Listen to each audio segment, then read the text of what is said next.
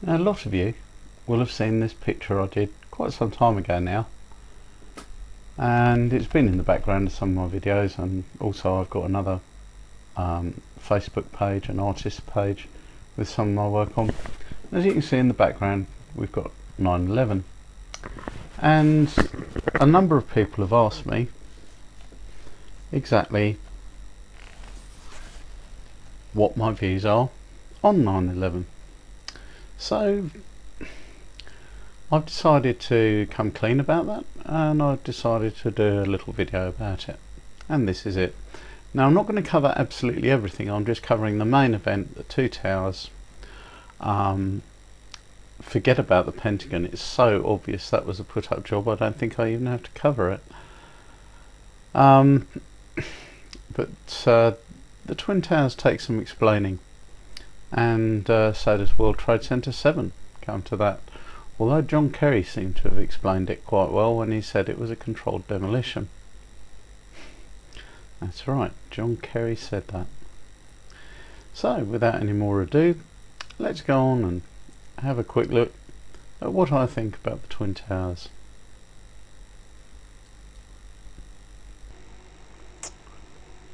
So, 9/11. The Twin Towers hit by aircraft, and the official version is that a few tons of kerosene, which burns at a far lower melting point than steel, actually brought the towers down. And this despite no fire in any tall building in 100 years having actually brought the building down. And looking at all the damage, well, I think not, obviously. And here's one of my main reasons, and this is John Kerry's interview. If somebody has evidence, I'll take a look at it. I'd be happy to take a look at it. Also, a question I have for you. World Trade Center 7 was brought down on September 11th at 5:20 in the evening. The leaseholder of the World Trade Center complex, Larry Silverstein, gave a public interview on PBS in 2002, and he said that they pulled that building. Look at his body language. He does not like this question. This man made over $5 billion from those buildings' destruction, and I want to know if there was ever a formal investigation into Larry Silverstein, the leaseholder of the World Trade Center complex, and his ties to this entire event. I don't believe there's been a formal investigation. I haven't heard that. I don't know that. I do know that that wall, I remember, was in danger, and I think that they made a decision based on the danger that it had of destroying other things, that they did it in a controlled fashion. You know, he's part of the reconstruction effort for the memorial and the use of the land, etc. So there we go. John Kerry turns around and says, after years of denial that any sort of controlled demolition took place on 9/11, John Kerry confirms that World Trade Center 7 was actually pulled as Larry Silverstein said it was. Now, if you know anything about controlled demolition, you know that you can't just do it just like that. It's not a question of drilling a few holes anywhere and bunging a couple of pounds of explosives in and pushing a plunger. I used to live about 2-3 miles away from a property that was demolished like this, a block of flats, or condos as you Americans would call them. And it took a team of maybe 20 or 30 men 8 weeks to prepare the building for demolition, in order to make sure that it collapsed inside its own footprint, as World Trade Center 7 did. So yeah, there's something very, very fishy about all of this. Now, there's a lot of people at the moment who are saying that mini-nukes were to blame and were used. However, I think I can provide evidence that this is not the case. Here's one of their main thrusts, that granite underneath the World Trade Center 7 World Trade Centers, sorry, 1 and 2, was actually melted by these nuclear blasts. And they point to a couple of pictures like this of the pothole that was discovered at Ground Zero. And yeah, it looks melted, it looks flowed, but in actual fact, many, and not just government scientists, but geologists, recognise this formation as being like this, which is practically the same size as well, and this one's a lot more weathered because it's had water flowing through it for a few tens of thousands of years. But during the Ice Age, a lot of these potholes were excavated by glaciers, and they produce this typical sort of flowing look and these typical sort of shapes. And we'll just go back again so you can compare it.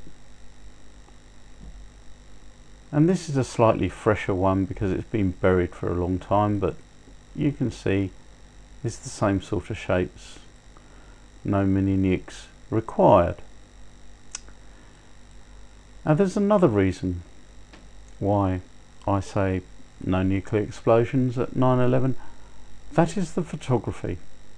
Here we have a camera picture that was taken inside Chernobyl, and this is showing, this is quite a few weeks after the event. This is showing the molten nuclear core material after it's frozen solid coming out of a pipe. Now you'll notice that this, despite the fact that this is in fact a colour film, it's black and white. You will also notice that it's quite foggy. It appears blurry and out of focus, yet it was a very high quality camera, very high quality film. And the camera itself was lead shielded to try and reduce the radiation, because we all know that film fogs radiation, but even with the lead shielding it's still foggy and the colours have leached out. And we can compare that to 9/11 photos, and they're clear, sharp, coloured.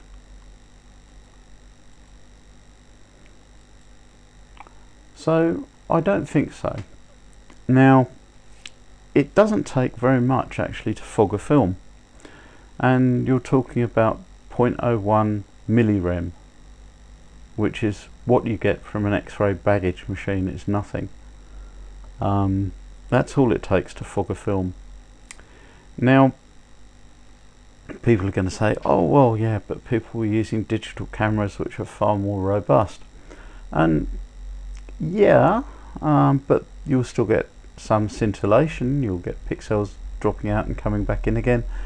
If you look at the SOHO images, for example, on NASA's website, they show scintillation from solar radiation. You get a lot more from a nuclear blast. Not just that, CERN did some research, because obviously they wanted to use some CCTV cameras inside their facility, inside the Large Hadron Collider, and they did a lot of research, and they found that a regular CCTV camera chip takes a gamma count of 25,000 before it deteriorates. Now that sounds a lot, but in actual fact background normally is 4,000 to 5,000, so you're only talking 5 times background radiation, and the damage is permanent. Now a nuclear device of any sort is going to release a lot more gamma radiation than that, and yet there are no reports of people wandering around saying, oh gosh, my mobile phone camera has stopped working, and all of the broadcast video cameras were fine. So yeah, I don't think that a nuke is the answer somehow, but there are still some very mysterious things. As you can see, there's what Dr. Judy Wood, and I urge you to go and visit her website, would call dustification happening. That is to say, all the concrete just flies apart into dust, and you can even see metal beams just disintegrate. which is quite insane in some of the videos. And here is actually a photograph from Dr. Judy Wood's site, and you can go and visit her site. The link's down below, but it's drjudywood.com, drjudywood.com. And she's got an awful lot of pictures of some of the weird side of 9/11. And this is one of the things that gives me a lot of pause, and that is these holes that seem to go right down the cores of the building. And not just these two buildings either. She's got a lot more pictures of other buildings showing these mysterious holes. There's no pattern behind them really, other than they're in the middle of buildings. And this led her to think that maybe it was a directed energy weapon, like a laser or some sort of particle beam weapon directed from above, from a satellite. However, I've done a lot of work with lasers, including a couple of exotic ones, when I was trying to research making conductive holes in plastic many years ago. And I know something, and that is that here is a picture. Now, if you look at this dust, if beam weapons were being used from above, what happens is the dust heats up a lot quicker than anything else. So it vaporizes, and you get very, very bright trails where the beams are. Very bright indeed. And in none of the pictures do you see this. You don't see any bright glowing objects in the middle of this. So I think that is absolutely out. But this is another one of the pictures that shows just how bad that dustification, and this is Dr. Judy Wood's own word, actually is. And you can see that all this, it's not smoke, it's concrete dust. What on earth can do that? Well, this is the big question. What on earth can do that? And what you need is an awful lot of heat, because I think those holes were made by the application of a heat source from below. You need a lot of explosive power to break those huge beams, and it needs to happen quickly. And that's why thermite is out, because thermite, you watch a thermite reaction, it's slow. It is really slow. It takes a long time. I think the leading explanation as to what was used is a nuclear isomer bomb, otherwise known as a hafnium bomb.